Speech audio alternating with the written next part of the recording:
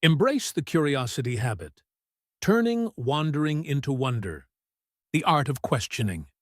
A dedicated amateur horologist spent years meticulously crafting a complex clock mechanism.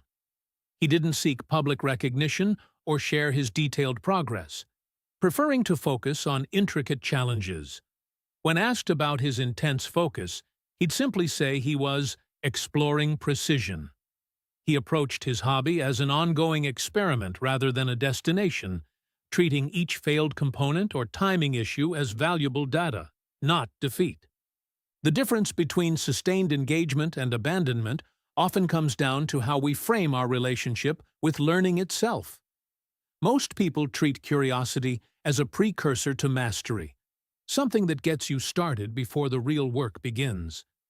But curiosity isn't just the appetizer, it's the renewable fuel source that persists when novelty fades. An inquisitive mindset transforms the repetitive middle phase from tedious obligation into genuine investigation. When you're learning Portuguese verb conjugations for the 20th time, asking, "Why does this irregular pattern exist?" creates cognitive engagement that "I must memorize this" cannot. The question opens historical doors. Portuguese evolved from Latin through specific regional influences that shaped these seemingly arbitrary rules. Suddenly, you're not drilling flashcards. You're tracing linguistic archaeology. Your brain registers this as informationally rich rather than repetitive, triggering the same reward circuits that hooked you initially.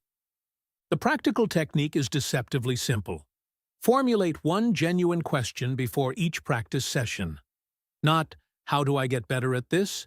but something specific to the material itself.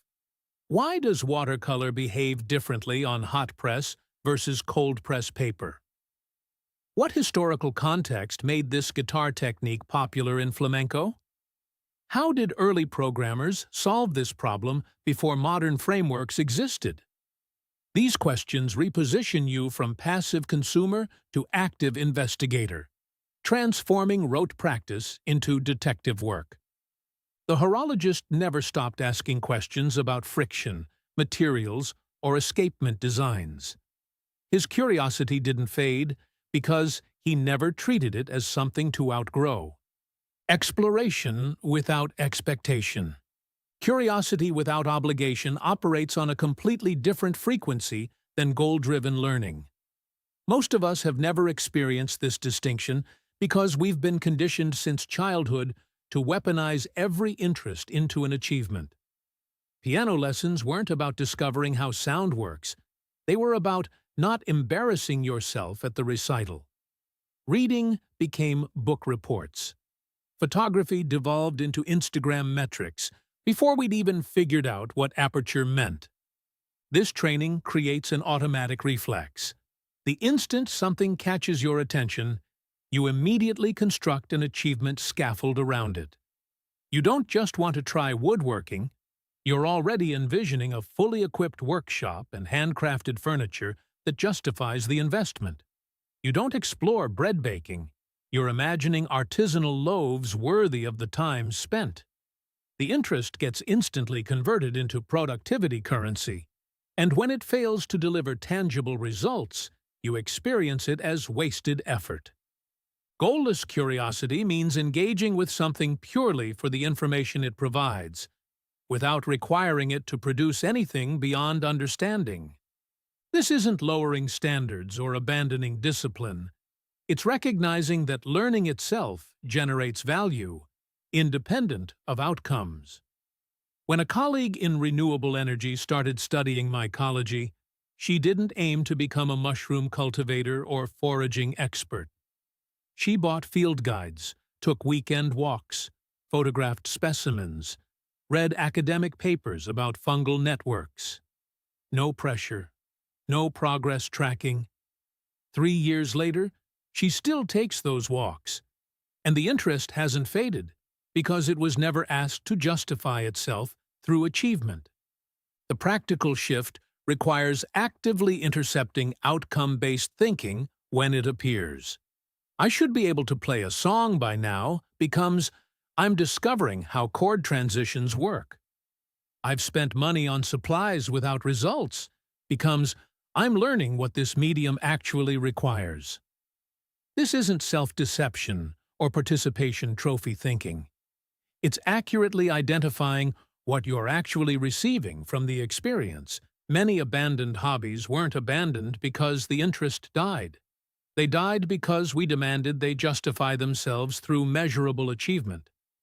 The Brazilian jiu-jitsu practitioner who quit after 6 months might have genuinely enjoyed the problem-solving aspects of grappling, but couldn't tolerate remaining a white belt. The interest was real. The imposed performance standard killed it.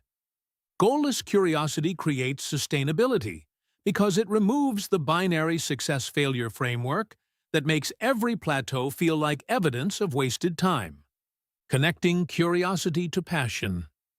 Curiosity becomes a bridge to genuine passion when it stops feeling optional. Not in a forced, disciplined sense, but by infiltrating other areas without conscious permission. You might read an unrelated article and connect it back to fermentation chemistry, or find yourself examining wood grain patterns in a hardware store. The interest begins operating in background processes, reorganizing how you perceive information.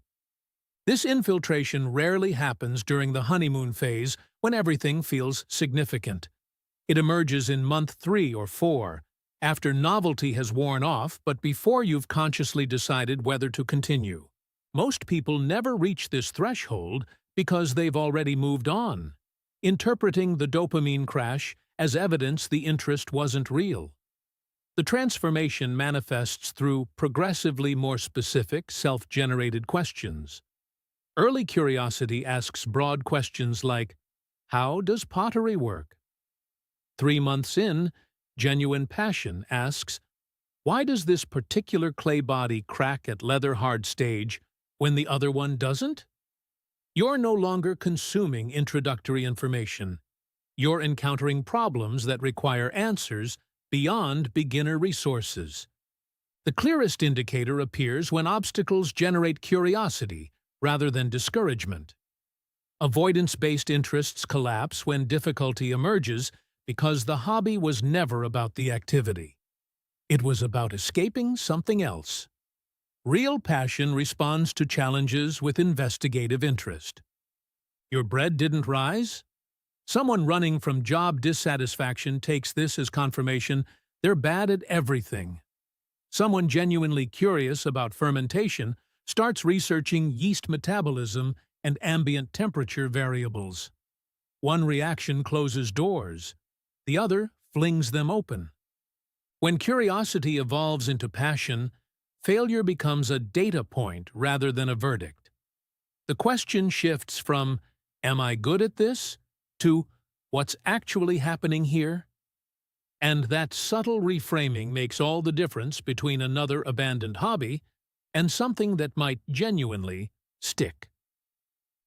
Micro goals for macro gains. Small steps to sustain momentum. Crafting effective micro goals. Micro goals work because they exploit a fundamental truth about human motivation. We're far better at starting things than sustaining them. When initial enthusiasm fades, as it inevitably does, the gap between your current ability and your imagined mastery becomes psychologically unbearable. A micro goal doesn't close that gap, but it makes the next step so small that resistance collapses. The critical components aren't what most productivity frameworks suggest. Specificity matters, but not because vague goals are harder to track. Specificity works because it narrows your decision field to near zero. Practice guitar leaves you negotiating with yourself about duration, material, and standards. Play the opening progression of Blackbird 3 times eliminates negotiation entirely. You either did it or you didn't. Achievability functions differently than conventional wisdom suggests. The point isn't building confidence through easy wins. It's creating goals so trivial that your psychological immune system can't generate plausible excuses. You can't rationalize your way out of 5 minutes. Your brain's excuse generation machinery requires a perceived significant effort to produce convincing objections about time constraints, energy levels, or competing priorities. A properly calibrated micro-goal slips beneath your resistance threshold entirely, which is why experienced practitioners often describe them as embarrassingly small. Relevance operates as the anchor preventing micro-goals from becoming mere busy work. When your Portuguese learning interest starts dimming, study 10 flashcards feels disconnected from why you started. But watch one 3-minute Brazilian cooking video without subtitles maintains the thread to your original fascination, perhaps that trip to Lisbon, or your partner's family, or Brazilian cinema. Relevance isn't about the goal advancing your skill level measurably. It's about preserving the specific texture of curiosity that distinguished this interest from avoidance behavior. The interaction between these components creates something unexpected. Micro-goals that work don't feel like goals at all. They feel like decisions you've already made. When Sunday arrives and your enthusiasm for woodworking has evaporated into obligation, sand one corner of the cutting board smooth doesn't trigger the goal pursuit machinery that demands willpower and self-negotiation. It's just a thing you'll obviously do, like checking your phone or making coffee. Most people fail here because they scale too ambitiously. They create goals that sound impressively modest, just 20 minutes of practice, but still require the activation energy they don't possess during motivation troughs. The test of proper calibration. You should feel faintly ridiculous about how small the goal is. If it feels satisfyingly manageable, it's probably still too large. 1 paragraph of writing, 2 yoga poses, 3 minutes reviewing last week's Italian verbs. This isn't about lowering standards or accepting mediocrity. It's about understanding that momentum compounds, but only if it exists first. Applying micro-goals to everyday life. Teresa Amabile's research on progress tracking at Harvard Business School analyzed nearly 12,000 daily diary entries from 238 knowledge workers across 7 companies. Amabile and Kramer, 2011. Her team discovered what they termed the progress principle. Of all factors influencing motivation, the single most powerful was making visible progress in meaningful work. Not recognition, not compensation, not even autonomy, but the perception of forward movement, however incremental. The kicker: most participants couldn't identify this pattern in their own experience. They attributed motivation to external factors, while their journals revealed that small, concrete wins drove every sustained effort. The application here isn't subtle. Your abandoned pottery wheel or neglected Italian textbook likely died not from insufficient passion, but from invisible progress. You practiced, you improved marginally, but without deliberate tracking, your brain registered only the gap between current ability and imagined mastery. Start with progress capture, not goal achievement. Before your next practice session, whether it's 20 minutes or 2, identify one specific element you'll document. Not evaluate, document. If you're learning watercolor, photograph your color mixing attempts with timestamps. If you're working through Python tutorials, screenshot each completed exercise. The medium matters less than the ritual, concrete evidence that today's effort existed and differed from yesterday's. Most tracking systems fail because they conflate documentation with judgment. A habit tracker with an unbroken chain creates binary pressure: success or failure, streak or reset. That works for established routines, but murders emerging interests because plateaus feel like regression. Instead, track variety rather than consistency. A guitar practice log that records attempted bar chords, failed, and noodled with finger-picking pattern captures more useful information than check marks. It reveals engagement patterns, not just compliance. The celebration component requires counterintuitive calibration. Your brain's reward system doesn't respond to proportional recognition. It responds to salience. A checkmark feels like nothing. Texting one specific person, "Finished today's practice," creates social acknowledgement without performance pressure. Some people photograph their practice space afterward as a closing ritual. Others maintain a deliberately low-tech victory jar, adding a dried bean or folded note for each session completed. The mechanism matters less than ensuring your brain registers the completion as an event, not just an absence of failure. This approach transforms what would otherwise read as mundane repetition. When you've documented 6 attempts at the same chord progression, failures stop feeling like character defects and start resembling data. You notice that morning sessions go better, or that your 3rd attempt typically clicks, or that frustration peaks at the 12-minute mark. These observations don't emerge from willpower or passion. They emerge from creating enough evidence that patterns become visible.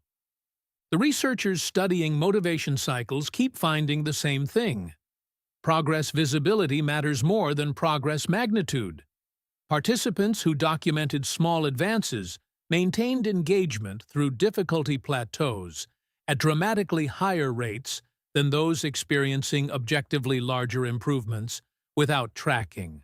Amabile and Kramer, 2011. Your motivation doesn't need transformation or rescue. It needs evidence that the effort happened and changed something, anything, however slightly. Friday's practice doesn't have to feel inspiring. It just has to leave a mark. The power of play. Infusing joy into the process. Rediscovering childhood curiosity. Start treating your new pursuit like a child treats a cardboard box, with the assumption that the real value lies in what happens when you ignore the instructions. Adults learn differently than children, not because our brains work differently, but because we've trained ourselves to care about outcomes instead of process. A 6-year-old picking up a guitar doesn't worry about whether they'll ever play Hendrix.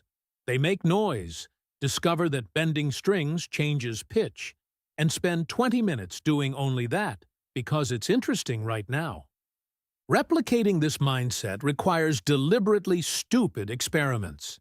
If you're learning watercolor, spend 1 session painting only with your non-dominant hand. If you're studying Japanese, translate your grocery list into hiragana for no reason except to see what happens. The goal isn't improvement. It's creating permission to engage without performance pressure. Curiosity dies when every action must justify itself through progress. Implement what I call permission sessions at least once per week. 30 minutes where the only rule is that you cannot work toward any specific goal. For language learning, this might mean watching children's cartoons in your target language while eating snacks, making no attempt to comprehend systematically. For woodworking, it could mean choosing scraps and making something intentionally useless. These sessions feel wasteful to the project manager part of your brain, which is precisely why they work. They remind you that not everything needs to be optimized, measured, or justified. Document what surprises you rather than what you accomplished. Keep a curiosity log, not a practice journal, where you record unexpected observations. Discovered that guitar strings feel different temperatures depending on how long I've been playing, carries more sustaining power than practiced scales for 20 minutes. Children don't need motivation because they haven't yet learned to ignore interesting details in favor of predetermined outcomes. The neuroscience supports this. Exploratory behavior without performance goals activates the brain's default mode network, enhancing creative problem-solving and intrinsic motivation more effectively than goal-directed practice. Andrews, Hanna, Smallwood, and Sprang, 2014. Your interest doesn't need rescuing through discipline. It needs liberation from the requirement that every minute spent must demonstrate measurable improvement toward a fantasy self who already exists, complete in your imagination. Gamifying your goals.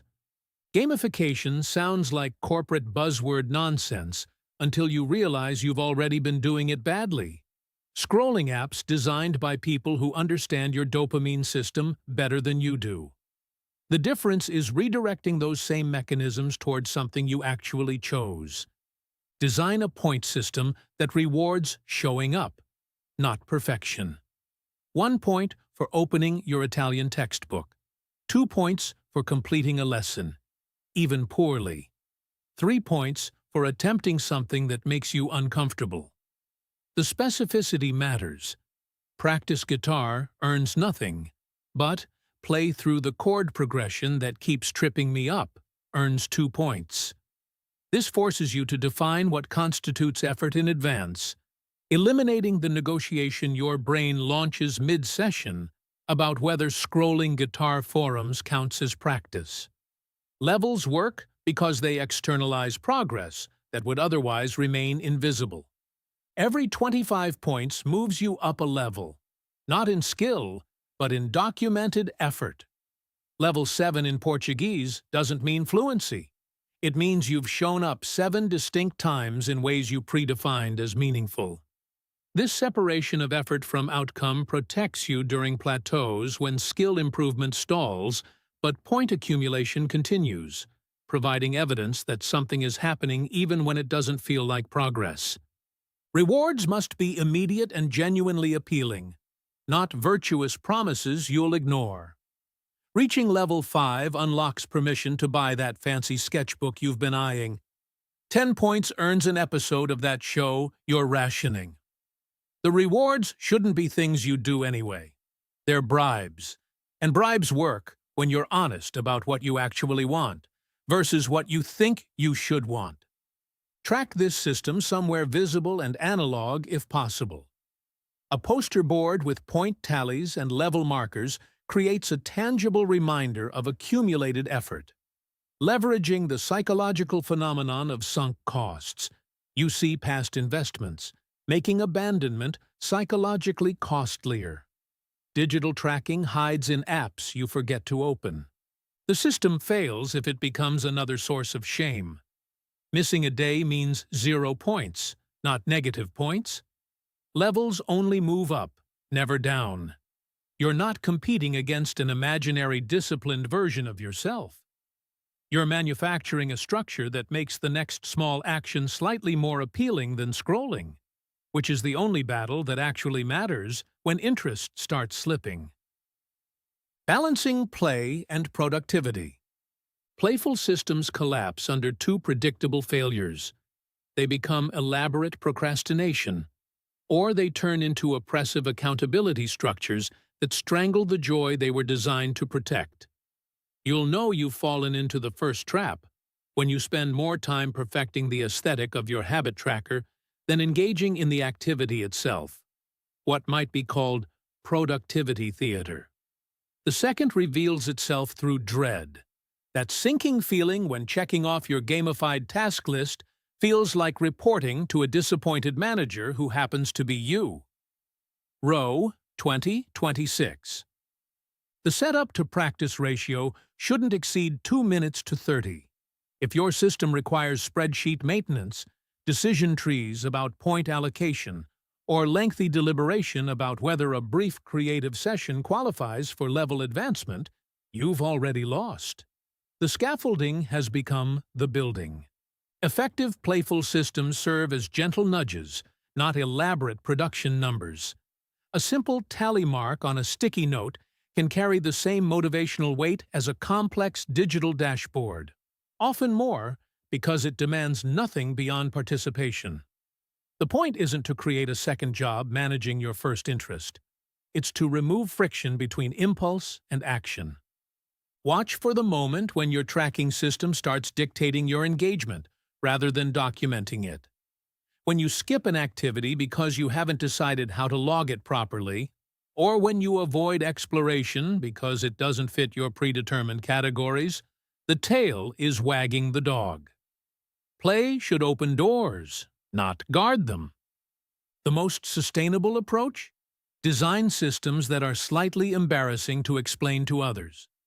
If you can't describe your tracking method without sounding like you're pitching a startup, it's probably too complicated. A star sticker on a calendar works. So does moving a small object from one bowl to another. These aren't sophisticated, but sophistication isn't the goal. Continued engagement is. The joy of serendipity. Serendipity isn't some mystical force reserved for people with better luck. It's what happens when you stop optimizing every moment of your learning journey. Most hobby abandonment happens because we've planned the spontaneity right out of the experience, creating rigid curricula that leave no room for the tangential discoveries that often sustain interest longer than the original goal. During my years managing renewable energy projects, the teams that produced the most innovative solutions weren't the ones following protocols most rigidly. They were the ones who noticed something odd during routine inspections and got curious enough to investigate. The detour became the destination. A software developer I knew started learning Spanish for a business trip, got distracted by flamenco guitar tutorials in the sidebar, and ended up performing at local venues 3 years later. Never did master conversational Spanish. But who cares? The trick is building what I call structured flexibility into your pursuits. Set aside 15 minutes each week to follow whatever catches your attention within your general interest area. Studying photography? Spend those minutes exploring vintage camera repair videos, even if you shoot digital. Learning to cook? Try that weird ingredient you've never heard of instead of perfecting your technique on recipe number 12. These exploratory tangents aren't distractions from your goal. They're insurance against abandonment. When the main path starts feeling like work, these side routes remind you why you started in the first place. They inject novelty without requiring you to abandon ship entirely, satisfying that dopamine-seeking part of your brain that craves something new. Keep a curiosity capture list. Whenever something adjacent to your interest sparks your attention, jot it down. Review it monthly. You'll notice patterns in what genuinely excites you versus what momentarily distracted you, creating a personalized map of where serendipity might actually lead somewhere worth going.